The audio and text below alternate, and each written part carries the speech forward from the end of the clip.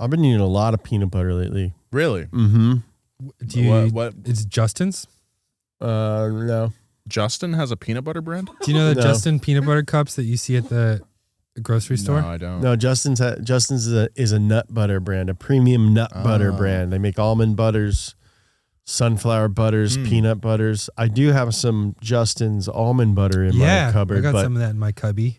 I gotta set some time aside to mix that bad boy because it's like I said, the oil separates. Yeah, it's something you premium gotta nut factor butter, into the your oil sandwich making separated. time. Turns out if you keep it in the fridge, it doesn't do that because it's a saturated fat. Like on its own, or what are you doing? What's No, going I on put with it that? on for apples. Apples? Ooh, it tastes like caramel apples. Do you Tastes put like a caramel apple? Yeah. celery and raisons? Do some ants on a log kind of Ooh. situation? I don't like celery. I don't like raw celery. I've never been a big celery head. I know that there's a lot of celery heads listening to this No, out there. I don't want to piss off big celery, No. okay? No. I don't want to piss off our number one sponsor, celery. The United Celery I actually Farmers. wish. I wish the United Celery Farmers of America, I will learn to There's like probably it. some really great products. Celery salt, I like. I do like celery salt. Yeah. I like the taste of celery. Yeah. I don't like celery. I don't like the eating experience, the mouthfeel. I hate the mouthfeel. Why? I don't know. It squeaks against my teeth weirdly. I'm really excited about summer coming up. I'm really excited about some fun salads. Summer salads are a thing to look forward to. Dude, should I do it again? Should I do cold food summer again? Yeah. Sure. For all of our listeners out there who aren't aware of this, I don't know how much I talked about it last year. lot. A lot? Good. Well, guys, we're bringing it back during the summer months from June to like here in LA. It stays hot until December. Let's go June to November. Cold food summer. It's coming back. Cold food summer 2. CFS Deuce. You can make some exceptions sometimes, but like really just try and like live the season. Yeah. And eat some cold foods, preferably at the beach with a loved one. gazpachos. Dude, I'm talking gazpachos. I'm Your talking tuna about salads. melon and prosciutto salads, That does sound good. sushis, sandwiches and salads, the 3 S's, Yeah. 4 S's, sushi, sandwiches, salads, and smoothies. You got to be careful with the smoothie, guys. That's a lot of sugar real fast into your system. Dude, last weekend I was in Irvine, met up with my sister, went to a place called Postino Wine Cafe, and they only serve like boards Yeah. Boards of wine? of they do serve wine, but it's like cheeses, Yeah. Nice. nuts, Yeah. breads. All cold. It was excellent. I It felt love very nuts. I've been sophisticated. eating nuts all the time. Cold food summer is coming back. So my favorite snacking nut is... Is that funny to you? The term snacking nut, yes, it's comical. Snacking nut is funny to you. Why don't you grow up? Let's get this polar bear started. Yeah, let me talk about my nuts real quick. My favorite snacking nut is a spiced cashew. My favorite salad nut is a pistachio. Okay. If pushed to explain what exactly makes the Shelby Daytona Coupe so extraordinary, It's the back. most would be at a loss. Not us, it's the back. It's the back. It isn't as simple as its brake-melting engine or its superlative looks, nor is it about the win at Le Mans. It's all of those and more. Mostly the back. Its quality comes from the way it can be driven, how it was created, and how it was designed. The story of the car is well told and filmed, but the part played by its designer, Peter Brock, has been long overshadowed. Like his Australian counterpart, Peter Brock designed fast cars. Unlike the Aussie with the same name, though, he did not get a chance to race them, nor is there any indication he ever welded crystals onto them. Remember that? Yeah, that was freaking weird. That was weird. Today, we'll take a look at California's own Peter Brock. Who was the designer of Shelby's iconoclastic Daytona Coupe? How did he get such an important assignment at 27 years old? Oh, I haven't done crap. What did he do after the historic events that followed? All that and more this week on Past Gas about the other Peter Brock and the Shelby Daytona Coupe. Past Gas Podcast. It's about cars, it's not about sports. Big thank you to our sponsor this week, Turo. Turo is the world's largest car sharing marketplace. With Turo, you can book any car you want, wherever you want it, from a community of local hosts across the US, UK, Canada, and Australia. Find your drive. Forget boring rental cars at Turo.com. Thank you, Turo.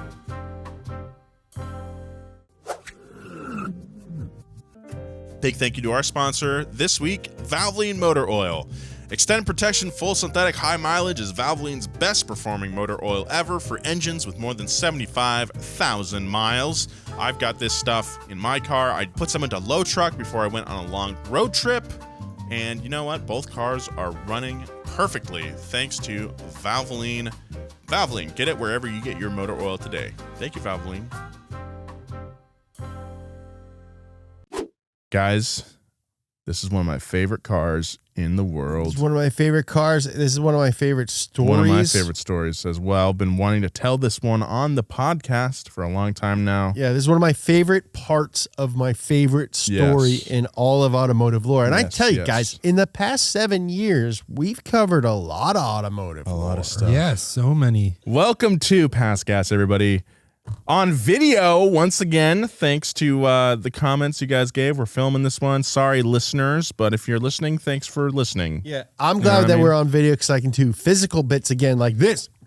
Oh, he's moving his arms. Oh, my God. Or don't tell them I want to push them over to the YouTube, okay? Yeah. So if you want to see Holy crap. really funny physical bits like this, He's doing stuff I've never seen go before. on over to the YouTube so you're not missing out on half the humor. Nolan and I will also be using our hands a lot when we're reading. So yes, I'm pointing at the screen, following along. If you want to see this riveting movement, you can want to see some extra check it out. expressive hand movements like I'm doing right now, head over to Donut Podcast That's YouTube right. channel. That's right. Watch it. And Those I'll voices- be doing stuff with my hands that no one can see, Oh no. but people on video that are watching the video have to guess. what Yeah, it is. he's doing all kinds of stuff under the table. sweet. Yeah. Those voices you're hearing are James Pumphrey. Well, if these are the voices they're hearing, what are the voices I'm hearing? And Joe Weber stretching it out over there. What's up, Wink Wink Nash? Good to see you again. My name is Nolan Sykes. Thanks again for listening. Let's At get James Pumphrey. at James Pumphrey. Yeah, sure. Follow me. I'm at a plateau. At Joe My G. Weber. socials are infuriating. It's because we right don't make now. shorts, James. We don't make shorts. We don't do reels. We're too busy making other videos. Yeah, we make content for the main channel, so don't make us suffer. Yeah. Yeah. If anything, I can't do a unfollow little. me because the stress of having 13,000 followers is getting to me. It's really getting to him. So Joe, please you should shave do more, a couple hundred You should off. do more cooking stuff. I like the cooking streams. You want me to cook ants on a log? Yeah, Live? dude, go Yeah. cook Ants on a Log live. Do the Yeah. old stuff you used to do. I miss quarantine social Joe.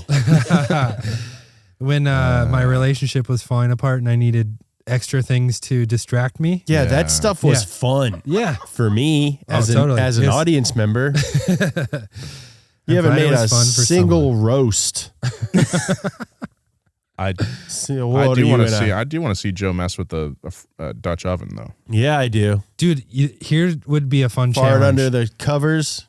You give me Get 'em. you give me a box of 5 random ingredients on Friday. Yeah.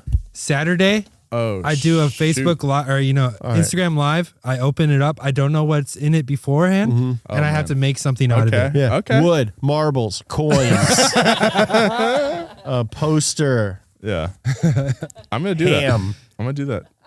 I'm gonna Okay. spend like $50 on ingredients Dude, for we something should I won't even eat. Let's spend $3,000 and see what he does with it. It's just like so much gold flake. See if he can monetize. Yeah.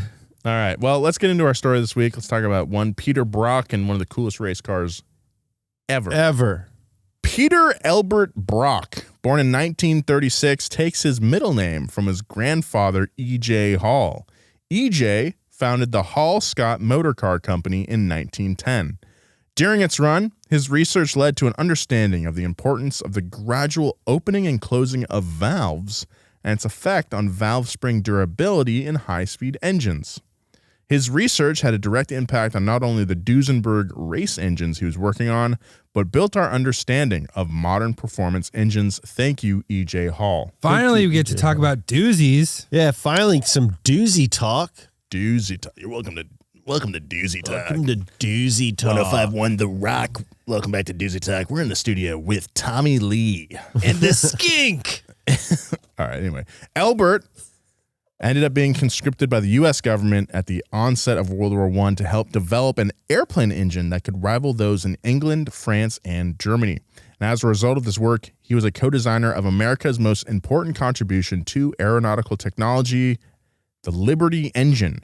EJ's Liberty engine was mass-produced by automakers Ford, Lincoln, Packard, Marmon, and Buick before the armistice. All in all, they built 20,748 Liberty 12s, which ensured their widespread use in the 20s and 30s. But it was one of the 4 Ford-produced Liberty 12s that would later make history as it powered the Navy Curtiss NC-4, the first aircraft to cross the Atlantic. Is this the guy that made the EJ20 as well? I don't think so. Yeah, EJ20 is the best engine since the Liberty. With all this kind of wrenching in the family, it's not surprising then that a 12-year-old Peter Brock was already working in the garage. Peter's neighbor had a 2-seater MGTC and would bring the boy out to races. When he realized that the drivers worked on their own cars at a garage not far from his grammar school, Peter convinced the owner to let him work there for free. During his time at the shop, he watched the construction and fabrication of a supercharged MG Special.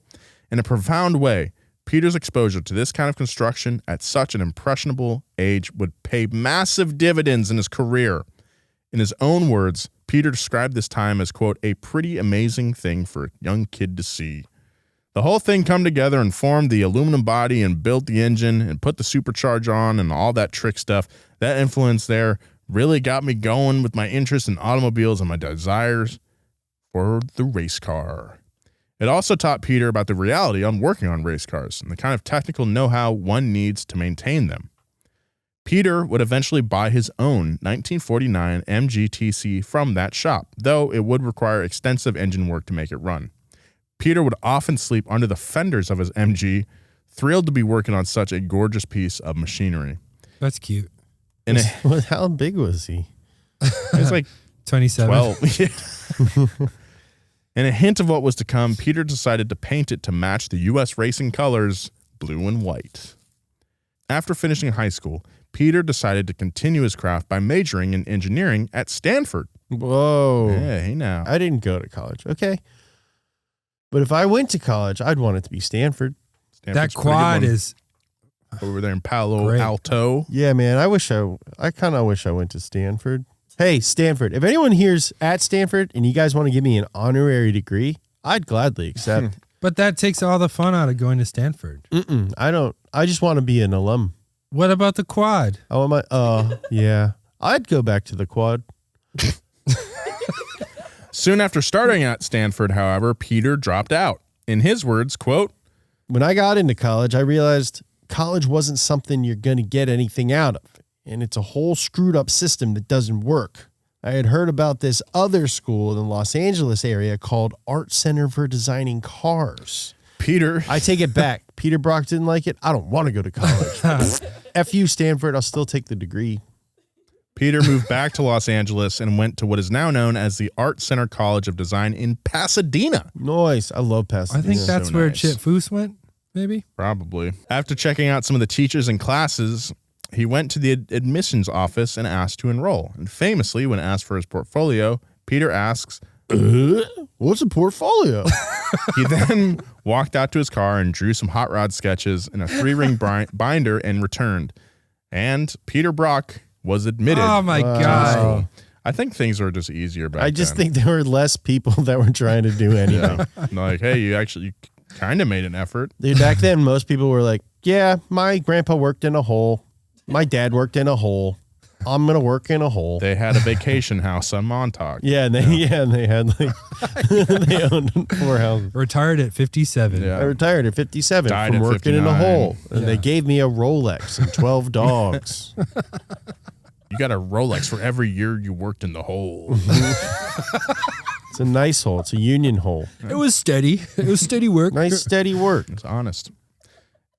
During his time at design school, Peter was also working in the garage. Peter was a racer at heart, and in high school sold the MG and started looking for a faster car, one that he didn't have to sleep under. Yeah. After buying a 1946... that car is clingy. Yeah. After buying a 46 Ford convertible, Peter began customizing the car, sketching modifications at school, and working on them in his free time. In his binder. in his binder. 3-ring. Nice. When he was finished, the Ford had the nose of a 1941 Hudson, 2 1950 Mercury grill shells to make a radiator intake, a rear end restyled by recessing the license plate into the rear pan, push bars replacing the old wraparound style bumpers, and a 1954 Cadillac engine connected to a 1938 LaSalle transmission. Oh, I can picture that. I can picture that whole car in my head. Yeah, it's Oh, like yeah. that Johnny Cash I was song. just about to say.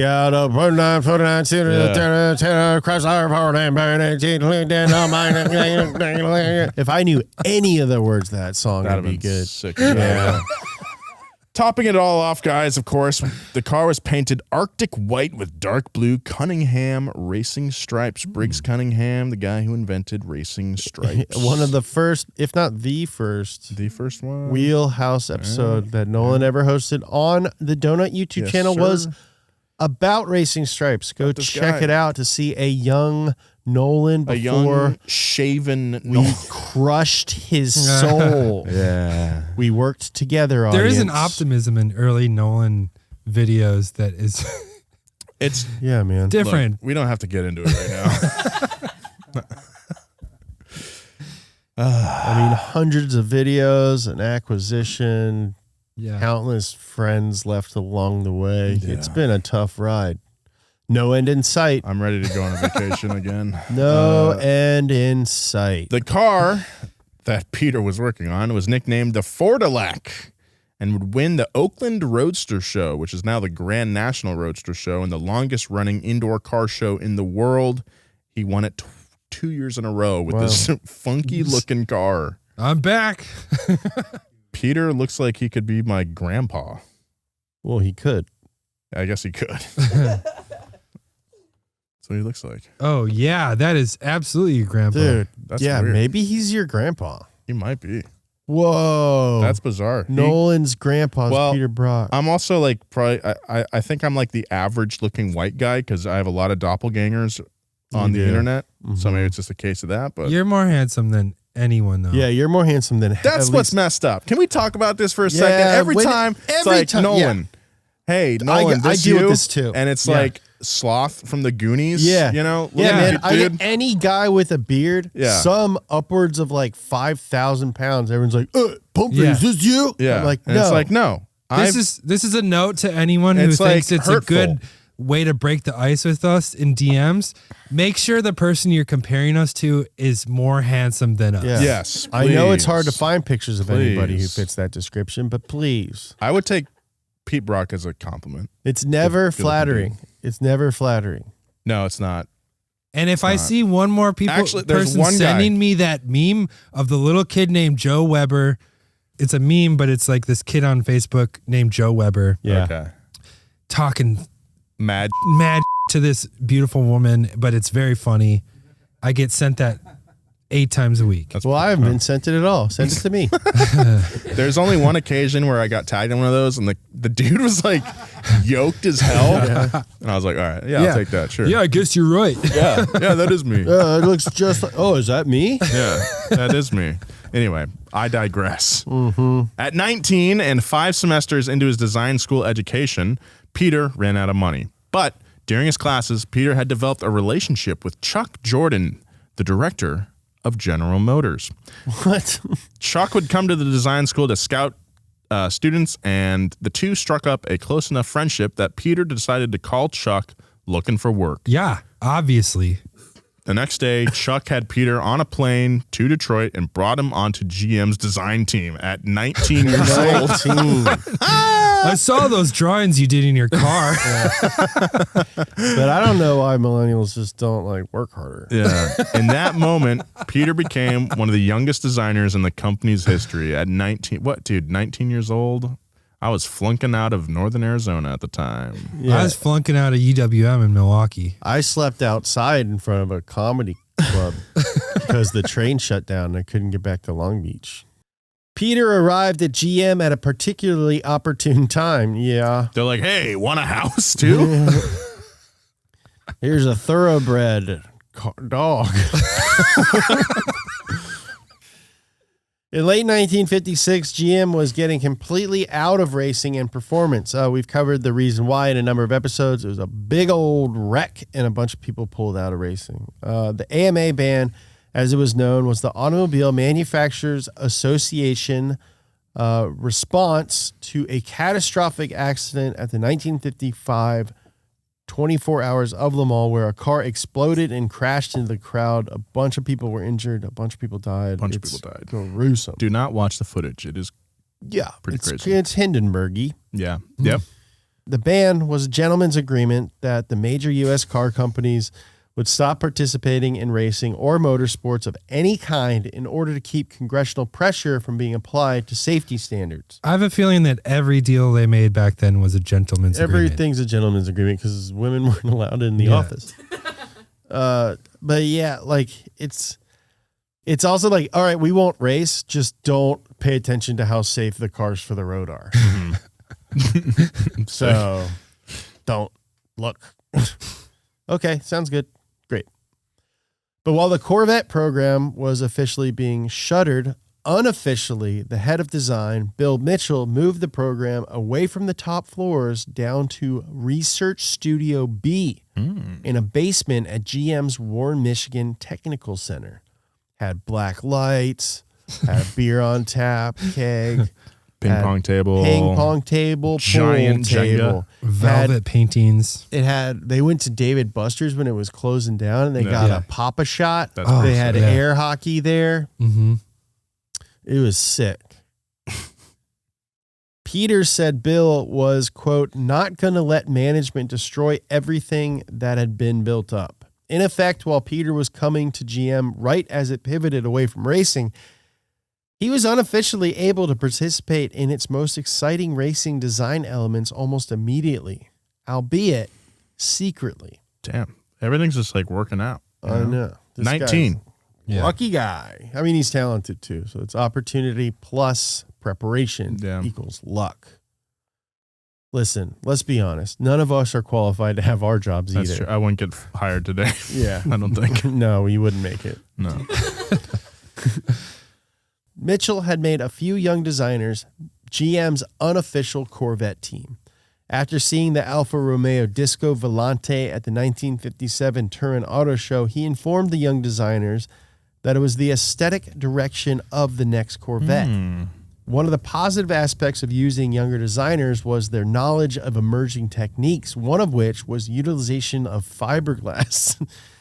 This allowed them to keep costs minimal in the modeling process. This is the equivalent of like a kid knowing how to use like a computer. I like that they're like, hey, see that other car that those guys made over there? That's what we're going to make too. Yeah, that's what we're going to make. At the direction of Mitchell, Peter drew the initial sketch for what would eventually become the 1963 Corvette Stingray. Though the 1957 drawing is more stylized than the production car and it's missing signature touches like the production car's split rear window, it's fairly clear that Peter Brock came up with the building blocks for that iconic car. That is insane, That's dude. sick, dude. That was his first car? He's 11 years old. That's so He's crazy. like, it's almost done, but I got to sleep under its fenders to know if it's right. He wasn't even legally allowed to wear long pants yet. Yeah. By the time the Stingray hit the market, Peter had long left Detroit and was very busy on arguably his biggest professional achievement. Starting his 401k. That's insane, dude. This guy's so the young. Tweet that shocked the world. That's so crazy. This guy's so young. He's already designed one of the most iconic cars of all time. He's tight, dude. He's like Donald Glover. Yeah. Writing for 30 Rock when he's still in college. Childish Gambino really was a child. Namino? Damn, are you the new Gambino? I think so. This episode is brought to you by BetterHelp. How much time do you spend on yourself in a given week? How much time do you spend on other people? How do you balance the two? It's so easy to get caught up in what everyone else needs from you and never take a moment to think about what you need for yourself. I definitely can relate. I'm a people pleaser. Therapy can give you the tools to find more balance in life so you can keep supporting others without leaving yourself behind. And what better way to hop into therapy than with BetterHelp? Therapy is awesome. It's helpful for learning positive coping skills and how to set boundaries. It empowers you to be the best version of yourself. And it's not just for those who experience major trauma. Now you can get it with a service as easy to use as BetterHelp. If you're thinking about starting therapy, give BetterHelp a try. It's entirely online. It's designed to be convenient, flexible, and suitable for your schedule. All you gotta do is fill out a brief questionnaire to get matched with a licensed therapist, and you can switch therapists anytime for no additional charge. Find more balance with BetterHelp. Visit betterhelp.com/pastgas today to get 10% off your first month. That's BetterHelp, HELP.com/pastgas. Thank you very much, BetterHelp, for sponsoring this episode.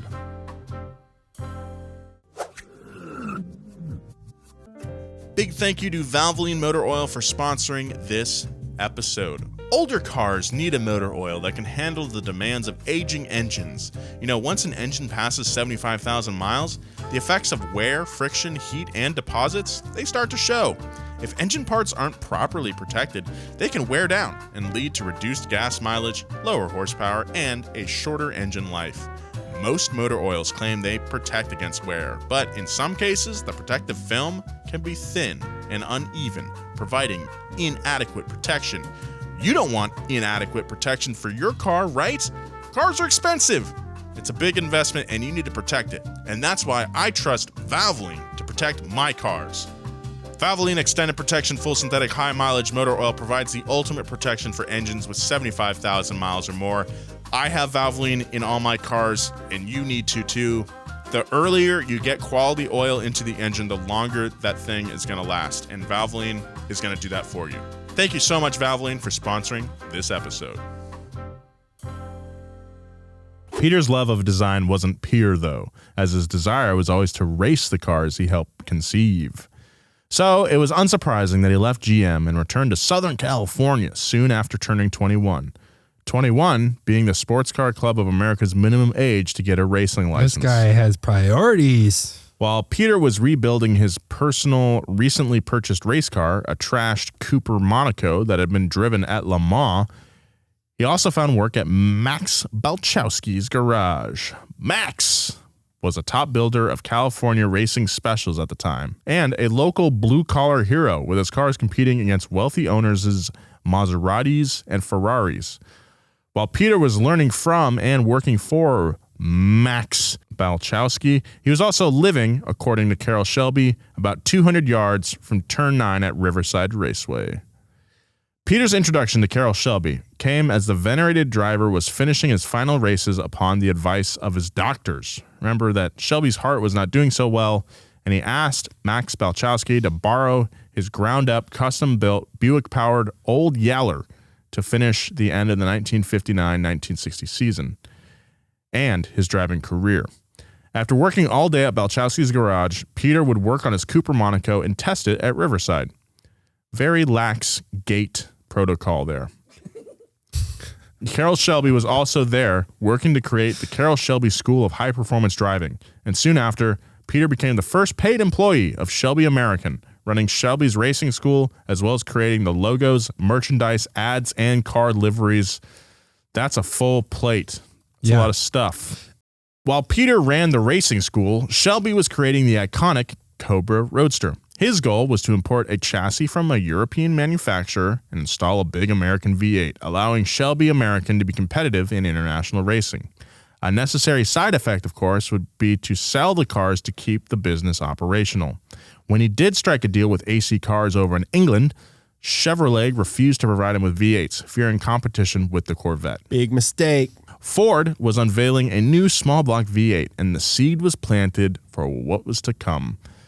Peter was an early test driver for the Cobra Roadster, and it's important to note that at this point, he was only known as a racer and driver to those working at Shelby American. While the Roadster was an incredible car, it wasn't particularly competitive internationally, as its top speed was limited aerodynamically to about 165 miles per hour. Which is terrifying Yeah. in that little thing. Yes. Shelby's own desire to beat Ferrari wouldn't happen with the Roadster, much to his chagrin. The Roadster's open-top design wouldn't allow the car to be competitive with the Ferrari's sleek, hardtop wind slicers. Wind slicer. Also, that big old mouth in the front was just eating up air. Eating up air. He was tearing up national races in the U.S. and being passed on straightaways over in Europe. At this time, Ford was in a bind. In a bind. They had just, I like having a hype man. Yeah. I like doing it. Yeah. They had just taken, dude, is this a new facet of the show? Maybe. The only podcast with a hype man. I doubt it. Probably not. There's like 12 million There's podcasts. a million podcasts. And we're the #1 automotive podcast on the planet. Yes. Thank you Thank guys you. so much for Yes. listening. I will scream it from the mountaintops until the day that I die. Or until we get unseated by Matt Farah.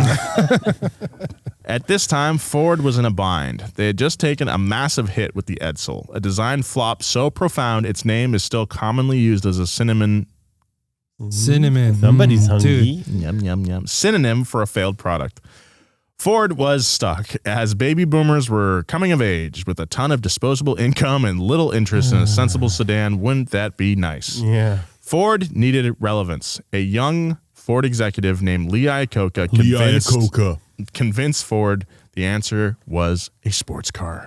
You don't really hear about auto manufacturers making something for young buyers anymore. No. Scion. Well, it's because young people don't have any money. Yeah. Yeah. Scion, the brand that died failed, like 15 yeah. years ago. Because we keep getting our age pushed back. Yeah. Yeah.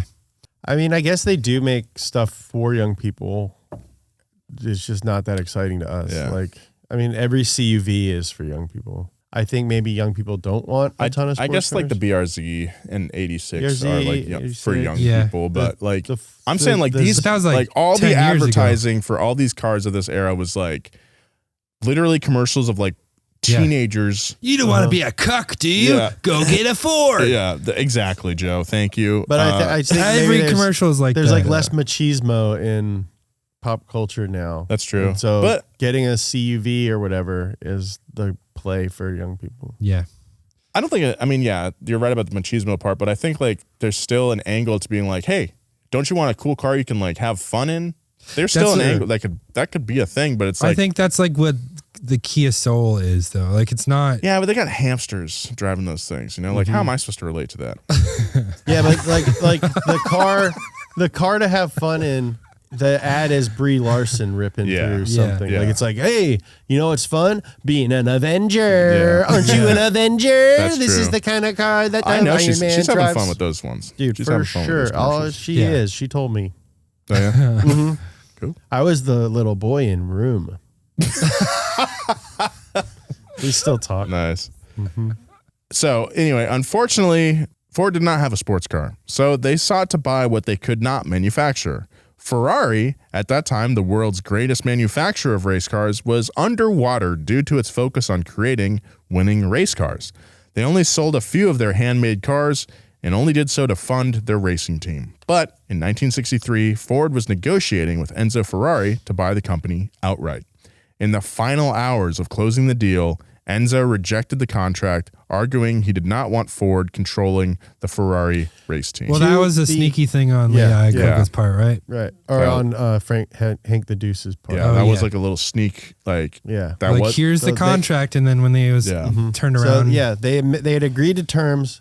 Ford was going to buy Ferrari's road car division. Ferrari was going to maintain control of the race team. Yeah. And at the very last minute, Hank the Deuce was like, actually, Yeah. we're going to take it all. Soon after rejecting the deal, Ferrari sold a large stake to Fiat, revealing that they had only considered Ford's offer in order to leverage a better position from a European company. Oh, you don't mess with the Il Commendatore. To top it all off, Enzo, quote, told Ford representatives that he would have never sold under those terms, nor, he added, would he sell to an ugly company that builds ugly cars in an ugly factory. sold that under those terms. Your factory is so ugly. It has no espresso machine.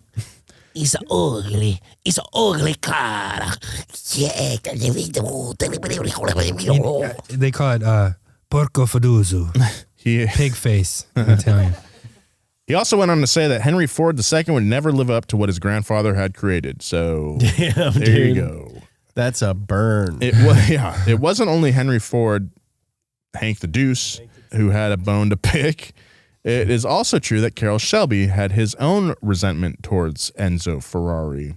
Early in Shelby's career, he had actively tried to drive for Ferrari, with Enzo allegedly responding, quote, Well, it would be an honor for him to drive, but I won't pay him any money. Shelby was also well aware of Enzo's shoddy treatment of drivers, often considering them disposable. I take a one, I toss him in the trash. I take a two, I toss him in the trash.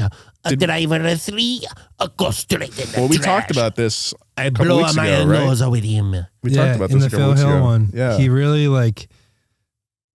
I mean, he was such a megalomaniac that he just pitted drivers against each other. Yeah. He famously promised Moss a spot on his team, and when he showed up in Italy, he was like, "Nah, I don't think so."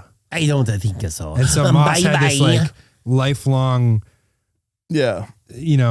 bitterness towards Enzo and Ferrari. That's why Dude, he would do things like tell one driver that he loved him and then show up to a party with the other driver. yeah. And be like, what? One of Shelby's friends, Luigi Musso, was one of the 6 drivers who died driving Ferraris in the 1957 and 58 season. God. 6 drivers in one season. 6. Quote, That son of a killed my friend Musso. Shelby said. And he killed others too. With the Roadster in the books, Shelby was desperate to find a design that could not only compete with Ferrari, but win internationally. And as luck would have it, Ford was now looking to embarrass Ferrari and sell sports cars. Nice. Luckily for both, Ferrari had recently changed homologation rules through a pressure campaign. In the Appendix J modifications in the European rules, Oh, I know them so well. a car could now Appendix J? Yeah. Oh, nice. I love this one. Yeah. A car could now change the entire body or the chassis, but not both. This allowed significant alterations to a car that would not have to be represented by a large production scale. That's a fun rule. It's pretty fun. That's like a party rule. Yeah. So Peter came to Shelby and asked to redesign the Roadster. Shelby told him it would have to be on his own time and he wouldn't be given any money to do so. Despite these parameters, Peter agreed. Pay him. Yeah, pay him. Didn't he held a grudge because Enzo said he wouldn't pay him? Yeah. Yeah. Anyway. Peter used some inspiration from drawings he had discovered in the GM library, specifically the work on aerodynamics by Dr. Wunderbold Kalm. Wunderbold Kalm and Reinhard von Koenig von Scheinfeld. Hopefully that's the last time I have to say those names. Apologies to all of our German listeners, but let's face it, you guys have way more to apologize about. Dr. Kalm and von Koenig von Scheinfeld. Oh, I love that show. I love Koenig von Scheinfeld. Bum, bum, bum, bum, bum. Hey, was ist das hier with aerodynamics? What is this here with not cutting through fiend? It's like, you can't see it there, but when you go fast, it's so there. Was ist das deal? Is it liquid? Is it solid? No soup for... Hey, you are a soup regular guy.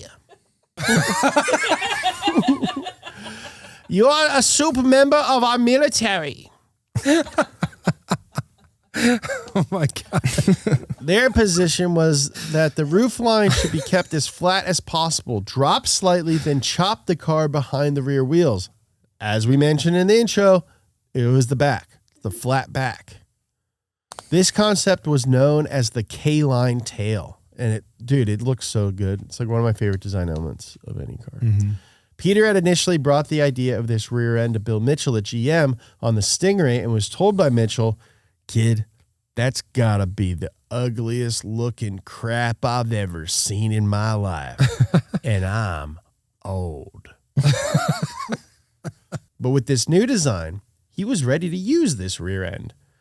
He told Shelby that the coupe would look unlike any other race car on the planet, and Shelby replied, "I don't care what the hell it looks like, as long as it goes fast." Yeehaw! Anyone want chili? Who wants more chili? Oh, don't say you're full, Ebeldine. When thinking back on the process of building the coupe, Peter muses, I didn't even have a drawing board. I taped butcher paper on the floor in the accounting office, and that's where I made all the drawings for the wooden buck. I drew it up in quarter scale. I took 35 millimeter photographs, and I projected the slides onto the wall. AC wouldn't give Carroll their engineering drawings, so we had to reverse engineer the chassis. In an oral history of what would become the Daytona Coupe, one of the most striking elements was how loathed the project was by the rest of the garage. Most of the guys in the shop thought the coupe was a stupid idea, so John Olson, who's a mechanic fabricator, and Ken Miles, the famous driver and builder played by Christian Bale, they basically pretty much built it themselves. The majority of the other employees were focused on making small changes to the Roadster, while Shelby was beginning to work with Ford in a more formal arrangement, the street cars. So Peter was largely alone, aside from Olson and Miles. And I tell you what, if you got to hang out with two guys, you're going to be hard-pressed to find a more fun two than Olson and Miles. Side smirk, what do they call him? Side smirk. He would talk out of the side of his mouth, and they called him something like side smile or side smirk or something like that. Side face. Horse mouth.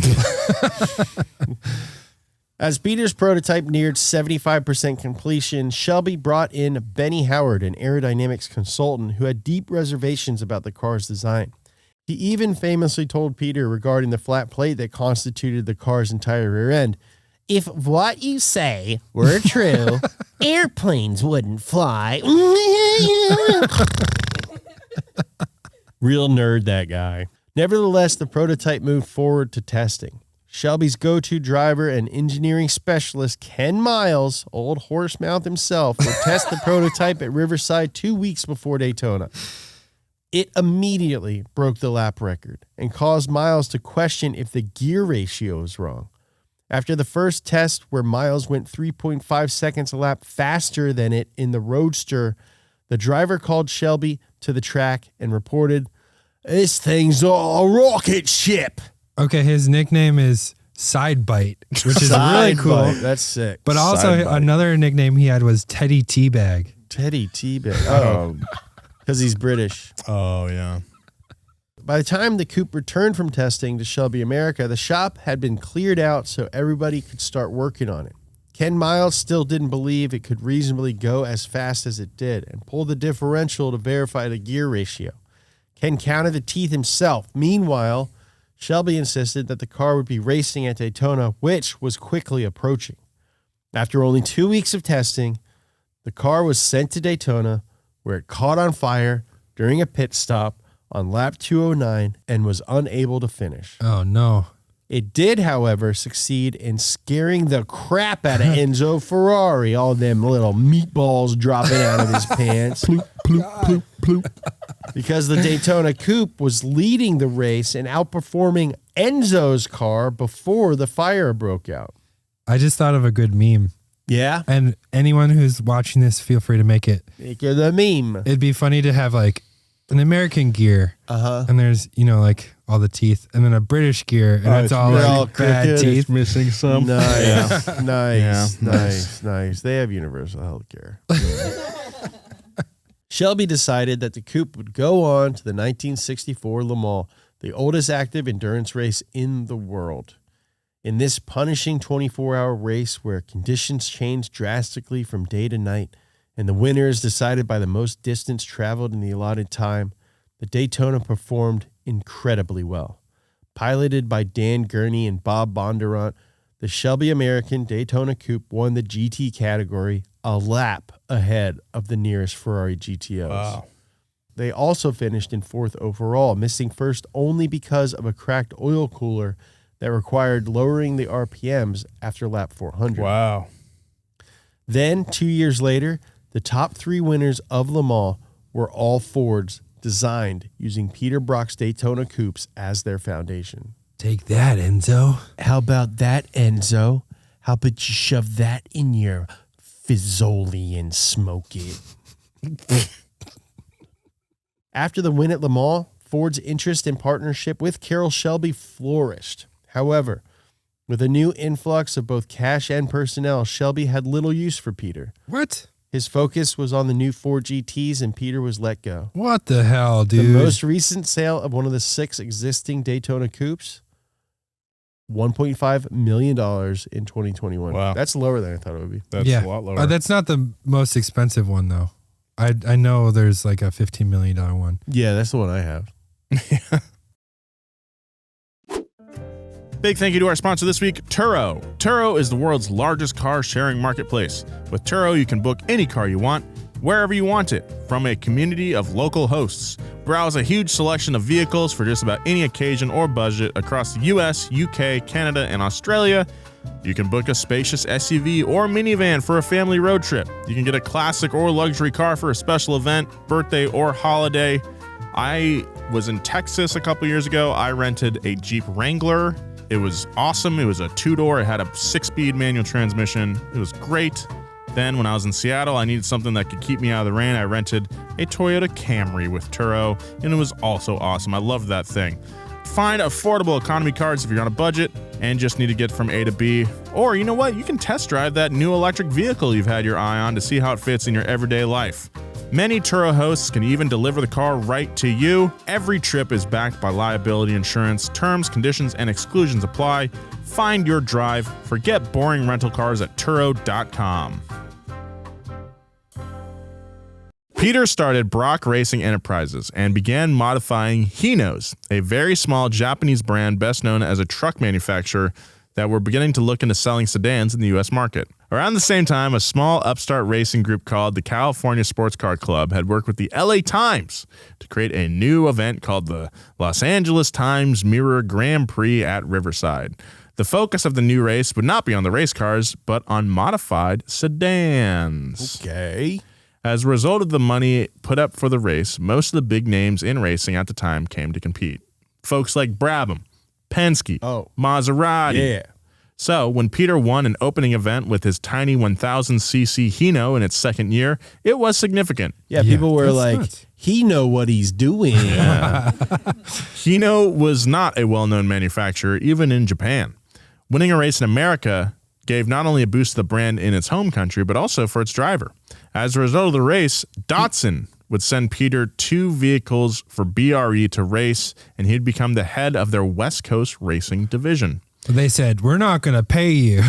Yeah. Yeah. Hino's still around. Really? They make trucks. Peter would go on to crush 4 Baja 1000 endurance races with the 240Z and the Datsun 510 before they disbanded their racing program in 1972 after Peter's departure. Peter's life after racing was a natural step, even if it didn't seem like it. The man who was told, if what you say were true, airplanes wouldn't fly, try read books sometime. Yeah, maybe try read books sometime. Maybe try crack books sometime. Maybe By- try crack books By sometime. a world-class aerodynamics professional would go on to found Ultralight Products, the world's largest hang gliding company. Yeah, when I was a kid, I saw Far Away Home or Fly Away Home Fly away home with Yeah. the geese. with the geese, and I couldn't understand why my mom wouldn't let me get an ultralight. Yeah, why not? I was like, Mom, You don't have to drive me to there's school not anymore. even a real plane. I could land it on the football field. Yeah. Maybe try fly plane sometime. Mom, maybe let me try fly place sometime. God! Peter would design and create the Comet, which became the world's biggest selling hang Dad, gliders let of me all go time. to therapy. Jeez. Maybe you should go too. While we would also love to talk about hang gliding, there's apparently a real lack of hang gliding history that's easily available. And so I'm sorry. Yeah, that big- Yeah, because everyone dies before they write anything That's down. insane. Peter Brock made the ultralight. That's crazy as hell. Yeah, man. Peter Brock's story is an almost impossibly perfect version of the American dream. One where hard work, dedication, and perseverance result in almost Forrest Gump-like successes. His contributions to automotive aerodynamics are still apparent today. As he says, if you look at a Toyota Prius today, it's a Daytona all over. They're all smoothed up in the front, chopped off in the back. So all modern cars are designed like the Daytona, and I should be making money off of every single one of them. While he was left out of the storyline in Ford v Ferrari. Yeah, what the hell? Well, that's not about that car. I know. So I'm Still gonna leave be that part- I'm gonna cool leave if that he was part like, out. Hey, it's our friend Peter Brock coming That's to a grab different his, car. his Yeah, backpack. It's different. Yeah. Come on, no. They're all smooth up in the front, chopped off in the back. So all modern cars are designed like the Daytona, except for the ones that aren't Priuses without flatbacks. Yeah.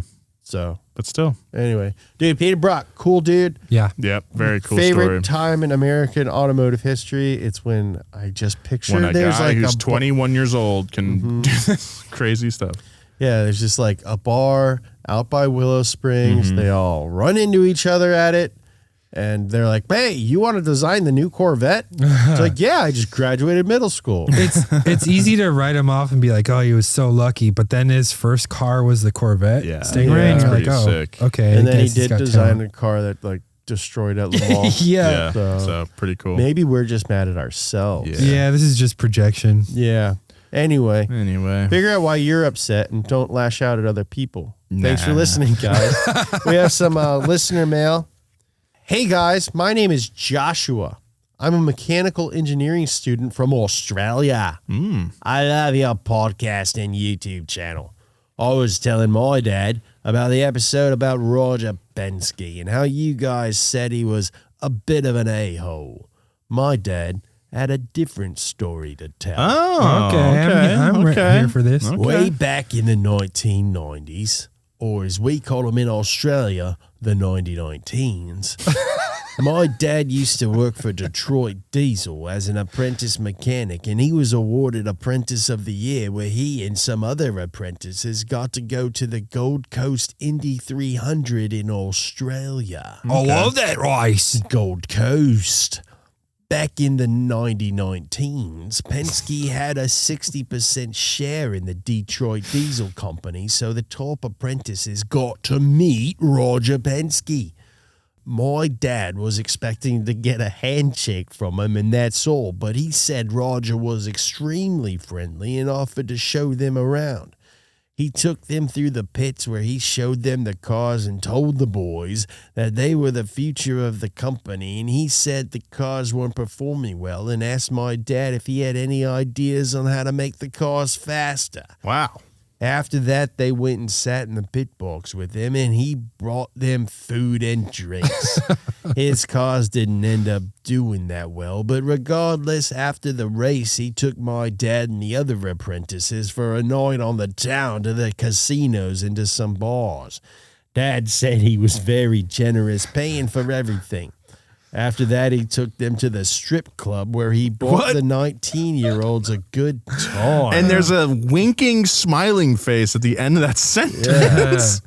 Anyway, Dad's little story changed my perspective of him. I hope you guys find it funny. Been listening to past guests since I was 15. Wow. And I've really grown up with the cool stories you guys tell. Wow, man. Keep being awesome. Would like to hear some stories about sprint cars and as I pit crew for a little team. Cool. Maybe covering some greats like Donnie Schatz or Steve Kinzer would be a cool episode idea. I don't know. Love Donor Media. Keep making great content, guys. I hope to come to the States one day soon. From Josh. Oh, Well, thanks, thank you very Josh. much, Josh, for that cool story. Yeah. Like, he's like a ruthless businessman. He makes decisions that other people would call tough decisions. That would, and you know, yeah, you gotta be ruthless in business. Got to, and that's why both of you are fired. Thanks for listening to Past Gas. Tell your friends about this. Thank you guys for listening and making us the #1 automotive podcast in the world. Thank you very much. We don't live in the podcast studio. We lead lives. If you want to know more about those lives, check out our social medias. Nolan at Nolan Sykes, Nolan J. Sykes, Thank you. Joe at Joe G. Weber, me at James Pumphrey. Circle A, JAMES. You don't need to do the Circle A. People know what it is. PUMPHREY. My socials have plateaued, and I need leverage. Go tell your family you love them. And check out our other podcast, The Donut Racing Show, hosted by Nolan, Elizabeth Yes, thank you. Blackstock, and Alanis King. Thank you. They cover F1 It's really, really good. It's slowly climbing the charts. It's not number one, but It's going. It's going We're there. growing. It'll We're be growing. there soon. it'll be there soon, and then we'll get We're fired coming for too. you, Will Arnett. Yeah, Will Arnett. Yeah. Honestly, actually, yes, we are. We're coming to your house, Will. We are Arnett. actually we're starting beef this episode with Will Arnett. Why? Oh, never mind then. Oh, maybe we should be nice to him. All right. Anyway, if you want to hear Will Arnett talk about famous people he has dinner with, check out the Smartless podcast. Anywhere you get your podcast. Pretty good show. Pretty good show. Bye.